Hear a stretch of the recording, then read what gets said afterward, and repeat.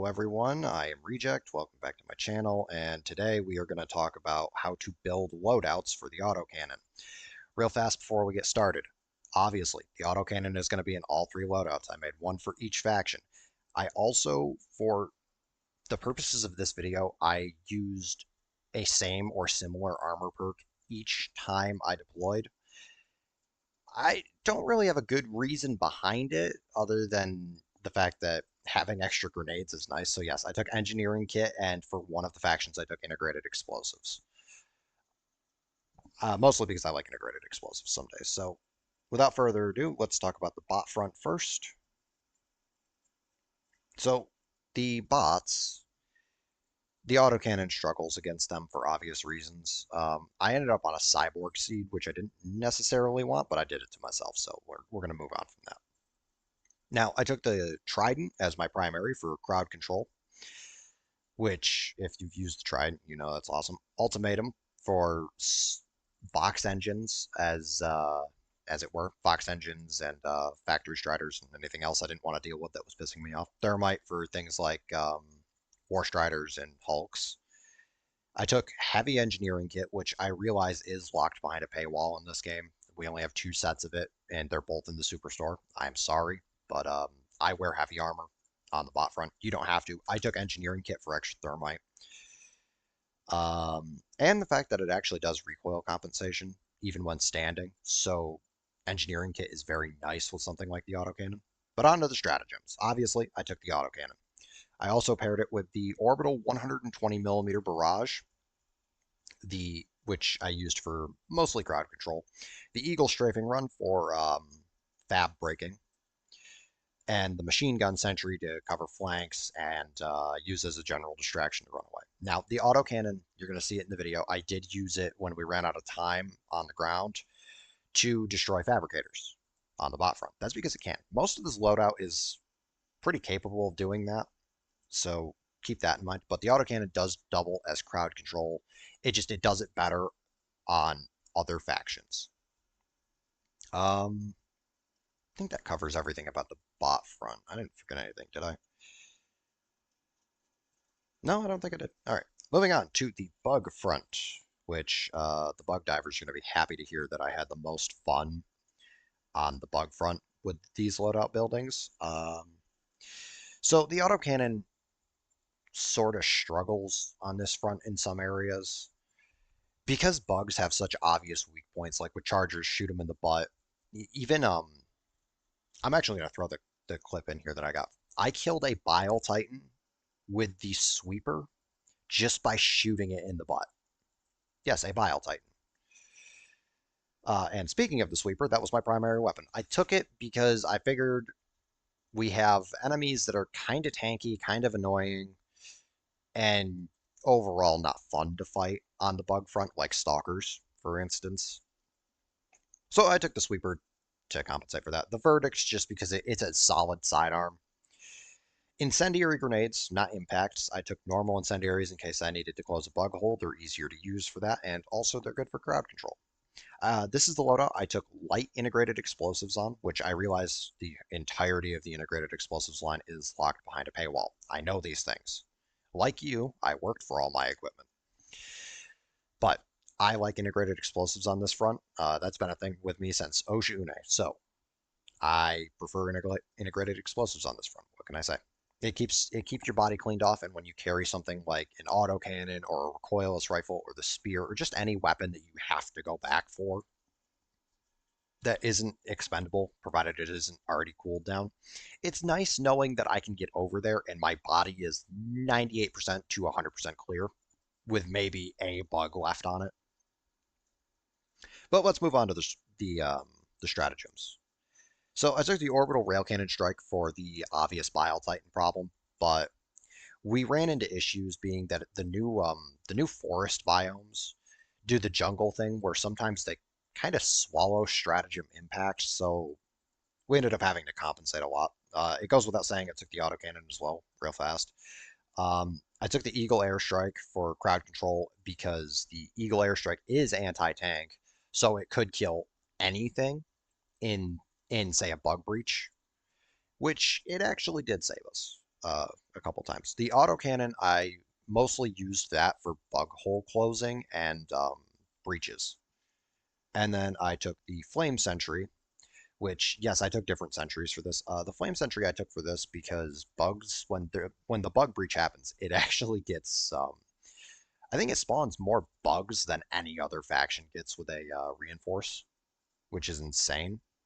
At least it feels like it. I don't know if that's actually true. Don't quote me on that, but it feels like it. So I took the flame sentry for the added fire crowd control.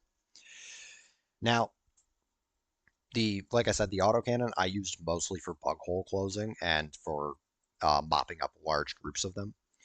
It's not great at killing anything that has heavy armor. And again, this is an issue that needs to be resolved.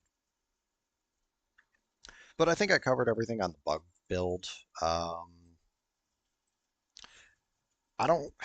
So the squid build, I had a bit of an issue because while recording this, I had only 500 people across the entire squid front to actually play the game with.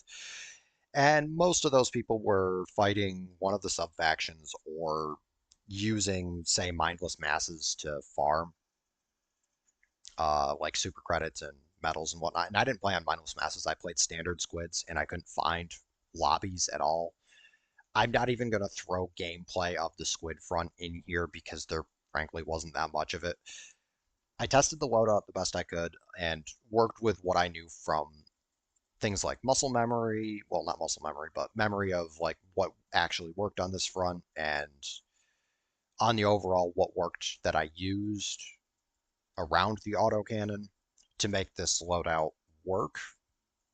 But I will say, full disclosure on this one, this loadout was not as extensively tested as the bug or bot builds. So let's talk about the squid build,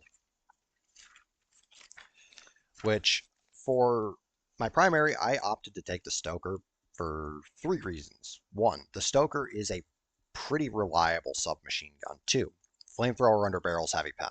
Three, it's one-handed, and when it comes to the squid front, there are too many instances with the squid front where you roll a secure SSSD mission, and I wanted a reliable one-handed primary, so I took the Stoker. My secondary for the odd harvester, because this actually does work, believe it or not, I took the missile pistol.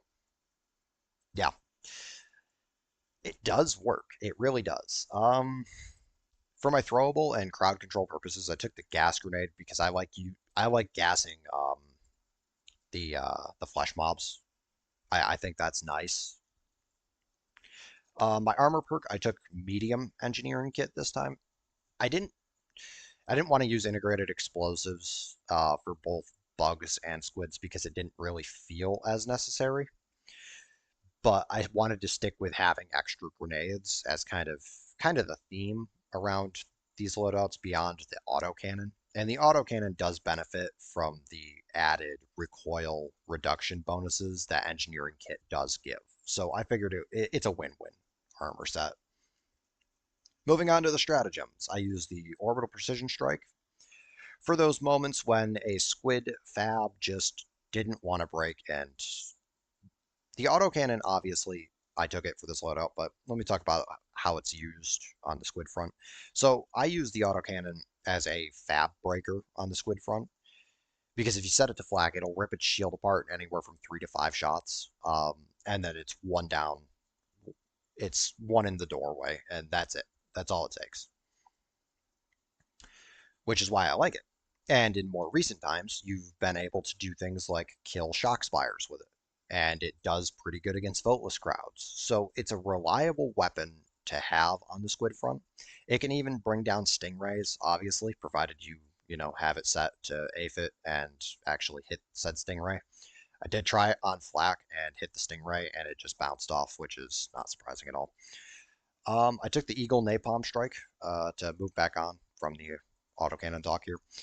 I took the Eagle Napalm Strike for crowd control, and because, again, fire is heavy pen. I didn't, you don't need heavy pen on the squid front at all. And I took the Gatling Sentry. Now, I could have substituted the Gatling Sentry for the Flame Sentry again, but I actually like the Gatling Sentry on the Squid Front because it is very good at ripping flesh mobs apart. It's the rate of fire. It does such a good job of it. Not the greatest damage towards them on the planet, but it does a pretty good job of tearing them apart. And then if say the turret gets destroyed, it still did most of the job for you with that one. Again, I didn't really have any squid footage to throw in here, so you're gonna get a lot of bug footage because that was my best game. It was actually a really good game.